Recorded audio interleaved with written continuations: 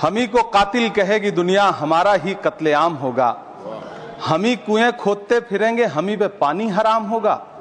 सभापति महोदय, सन 1947 में दिल्ली की जामा मस्जिद की तारीखी सीढ़ियों पर खड़े होकर के भारत रत्न मौलाना अबुल कलाम आजाद साहब ने कहा था कि मुसलमानों कहां जा रहे हो, यह है तुम्हारा मुल्क, यहां तुम्हारे आबाओ अजदाद की कब्रें हैं।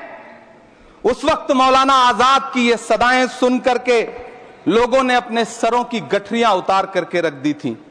आज उसी दिल्ली में मौजूद देश की संसद में एक बिल आया है जो हमसे उसी जामा मस्जिद की सीढ़ियों के सबूत मांगेगा, जो उन्हीं सीढ़ियों के पास अपनी कब्र में सोए हुए मौलाना आजाद को फिर से कब्र से सदा देनी पड़ेगी कि ये जो कब्र है वो मेरी कब्र है, ये किसी सरकार की जागीर नहीं है।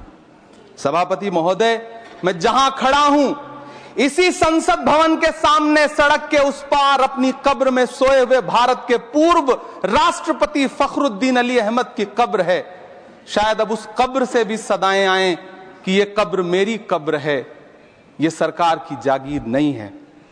सभापति महोदय, मैं वक्फ कानूनों में किए जा रहे संविधान विरोधी बदलावों के खिलाफ बोलने के लिए खड़ा हुआ हूं। संविधान का आर्टिकल 14 हो, 29 हो, 30 हो, चीख चीख कर कहता है कि देश में सब बराबर के हकदार हैं। आर्टिकल 26 कहता है कि सबको अपने अपने मजहबी कामों के लिए मंदिर, मस्जिद, गिरजाघर, गुरुद्वारों का निर्माण करने का हक है और उसका रखरखाव का भी हक है।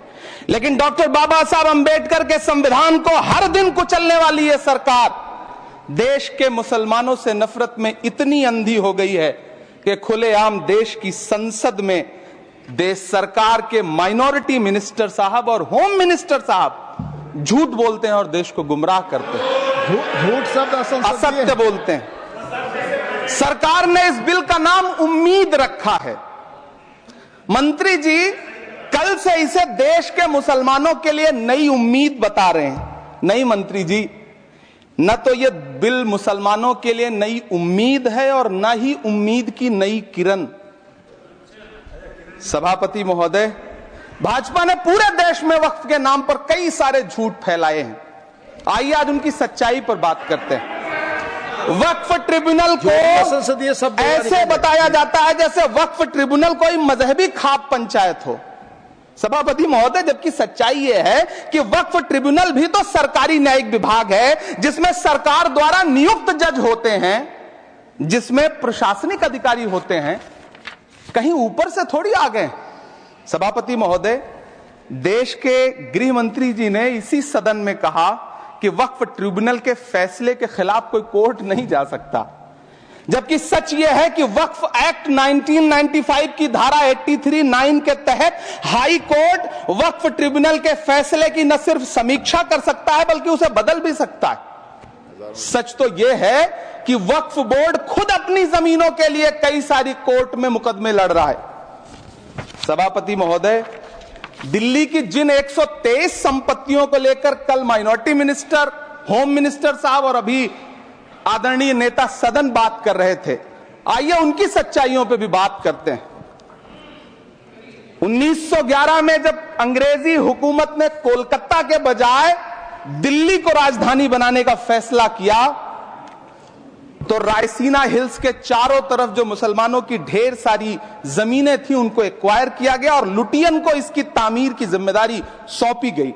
सेंट्रल विस्टा की तरह लुटियन जोन का मेगा प्लान तैयार हुआ, लेकिन उस वक्त के मुसलमानों ने उस वक्त की अंग्रेजी हुकूमत से अपनी इबादत गाहों को बचाने के लिए लड़ाई लड़ी। मामला ब्रिटिश गवर्नमेंट तक पहुंचा। तब यह तय हुआ कि वो जो धार्मिक स्थल हैं उन्हें जस का तस रहने दिया जाएगा। इंडिया गेट के बगल वाली मस्जिद हो, जाप्तागंज, सुनहरी बाग मस्जिद हो, पार्लियामेंट रोड वाली मस्जिद हो, ऐसी 123 संपत्तियों के मैनेजमेंट के लिए 1913 में मुसलमान वक्फ वैलिडेशन एक्ट बना और उसके बाद एक नया शहर बसाया गया जिसे लुटियंस जोन का नाम दिया गया। फिर 1943-45 के बीच एक और समझौता हुआ। आजादी से पहले उसके तहत काफी सारी वक्फ जायदादों को सुन्नी मजलिस औकाफ बनाकर उसके अंडर किया गया ताकि उसकी देखरेख की जा सके। गृह मंत्री जी 2 दिन से सदन में जो बात कह रहे हैं वो दरअसल 123 संपत्तियां उसी सुन्नी मजलिस औकाफ के तहत आती है।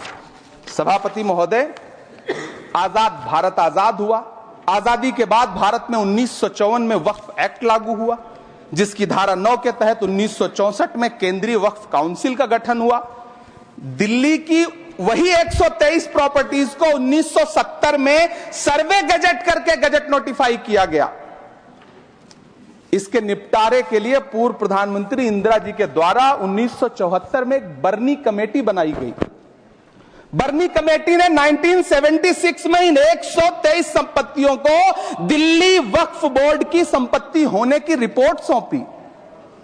उस रिपोर्ट के आधार पर 1984 में कांग्रेस सरकार ने उन 123 प्रॉपर्टीज को दिल्ली वक्फ बोर्ड को सौंपने का फैसला किया, जिसके खिलाफ विश्व हिंदू परिषद कोर्ट गई।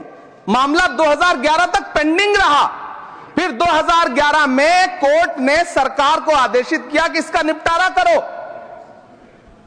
तब 2013 में तत्कालीन यूपीए सरकार ने दिल्ली की उन्हीं 123 जायदादों को बर्नी कमेटी की सिफारिशों के मुताबिक वक्फ बोर्ड के हवाले किया। यही वो प्रॉपर्टीज हैं जिनके नाम से गृह मंत्री जी कल से कांग्रेस को कोस रहे हैं। फिर आई 2014 में भाजपा की सरकार, जो तब से इन जमीनों को हड़पने की साजिश कर रही है।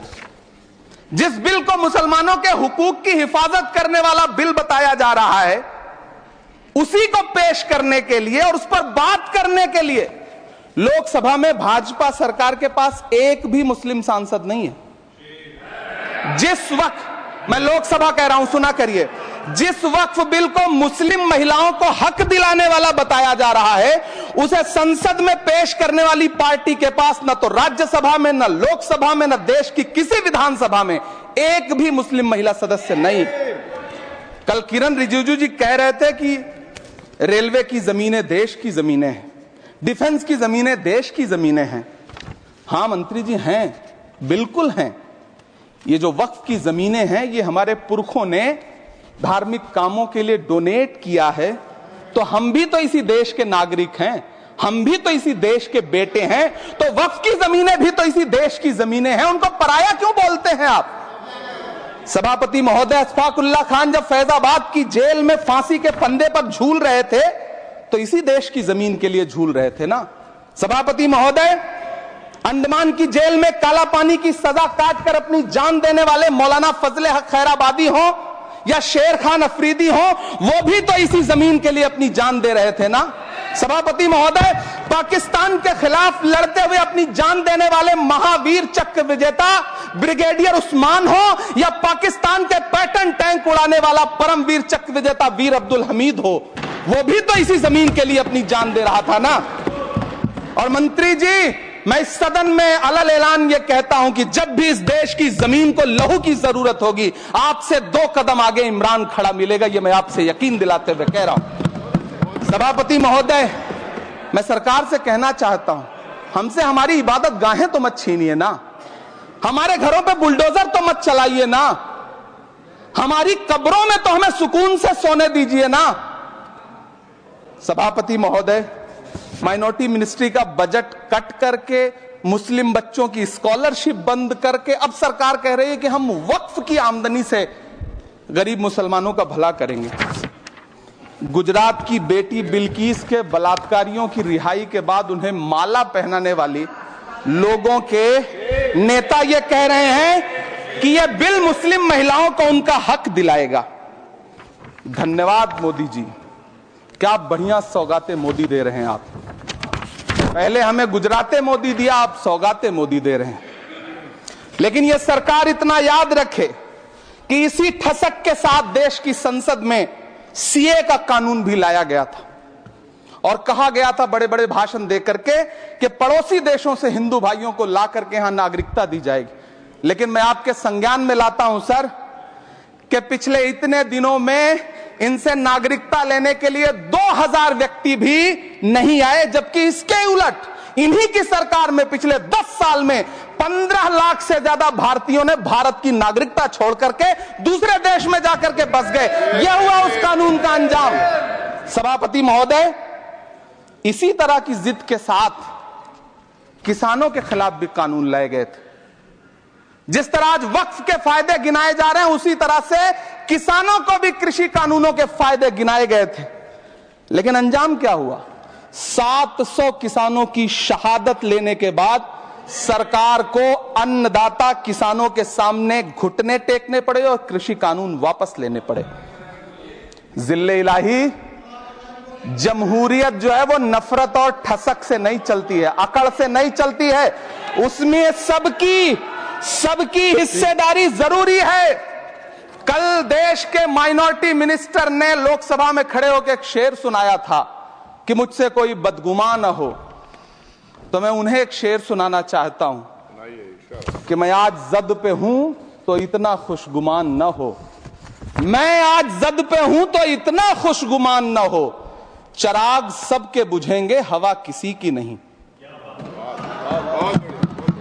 नीतीश कुमार जी हो, चंद्रबाबू नायडू जी हो, चिराग पासवान जी हो, जयंत चौधरी जी हो, देवे गौड़ा जी हो, जीतन राम मांझी जी हो, सबको समझना पड़ेगा कि जब जंगल में आग लगती है तो न वो बरगद बचते हैं जो हवा को आंधी में तब्दील करते हैं, न वो बांस बचते हैं जो आपसी रगड़ से चिंगारी पैदा करते हैं। सभापति महोदय, जब देश को मनमोहन सिंह साहब जैसा काबिल प्रधानमंत्री मिलता है तो देश को आरटीआई जैसा एक्ट मिलता है, सेज जैसा एक्ट मिलता है, मनरेगा जैसा एक्ट मिलता है, लिबरलाइजेशन मिलता है, राइट टू एजुकेशन मिलता है, नेशनल फूड सिक्योरिटी एक्ट मिलता है। लेकिन जब देश को सौगातें मोदी मिलती है तो क्या मिलता है? सीए मिलता है, फॉर्म्स लॉ मिलता है, आर्टिकल 370 मिलता है, इलेक्टोरल बॉन्ड जैसा एक्ट मिलता है और वक्फ अमेंडमेंट एक्ट जैसे बिल देश को मिलते हैं। मुझे तो अपने हमवतन भाइयों से पूछना है कि आपको अपने बच्चों की तरक्की, खुशहाली और नौकरी की दरकार है या फिर मुसलमानों की दान की गई जमीनों को लूटकर धन्ना सेठों को देने की साजिश करने वाले कानून की? सभापति महोदय, यह सरकार रात के 3 बजे तक पूरे देश को जगा करके संसद में अपने ही नागरिकों को नीचा दिखाने के लिए वक्फ बिल ला रही थी, तो उधर रात के 1:30 बजे अमेरिका हम पर 26% टैरिफ लगा रहा था। सरकार की प्राथमिकताएं देश को पता। सभापति महोदय, मैं बहुत भावुक हूं आज, और मुझे अच्छा लगा कि आदरणीय नेता सदन जगत प्रकाश नड्डा जी ने बहुत अच्छी बातें भी की, मन से बातें की। क्योंकि उनके नाम में प्रकाश जुड़ा है तो मैं उनमें हमेशा एक रोशनी की किरण देखता हूं।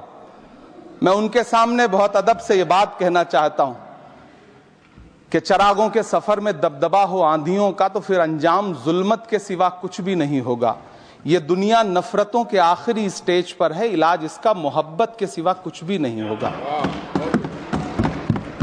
मैं भावुक हूं, मेरी पलकें गीली हैं। अगर देश की एक बहुत बड़ी आबादी को लगता है कि आप उसका भला करने के लिए नहीं बल्कि उनकी इबादतगाहों, उनकी कब्रिस्तानों, उनकी खानकाहों को बर्बाद करने का बिल ला रहे हैं, तो फिर आप अगर समझाने में नाकामयाब रहे हैं तो यह आपकी नाकामयाबी है। पहले समझाइए, उसके बाद कोई बिल लेकर के आइए, तब शायद हम आपका इतनी पुरजोर तरीके से विरोध ना करें। लेकिन सभापति महोदय, मैं अंत में सिर्फ इतना कहना चाहता हूं कि इस बिल में जो भी पॉइंट्स दिए गए हैं, बॉम्सी पोर्टल देख लीजिए, सरकार का झूठ आपको पकड़ में आ जाएगा। हम डरे नहीं हैं, हम सिर्फ सरकार से अपील कर रहे हैं कि हमें अपना समझिए। हम आपके अपने हैं, इस देश के नागरिक हैं और आप ताकत में हैं। संख्या बल के आधार पर बिल हो सकता है आप पास करा ले, लेकिन आपको यह बात समझनी पड़ेगी कि हम तो वो तारीख हैं, जहनों में रहना है जिसे कागजी पुर्जे नहीं जो फाड़ डाले जाएंगे। जिस जमीन पर मैं खड़ा हूं यह मेरी पहचान है। आप आंधी हैं तो क्या मुझको उड़ा ले जाएंगे? आपको यह बात समझनी पड़ेगी।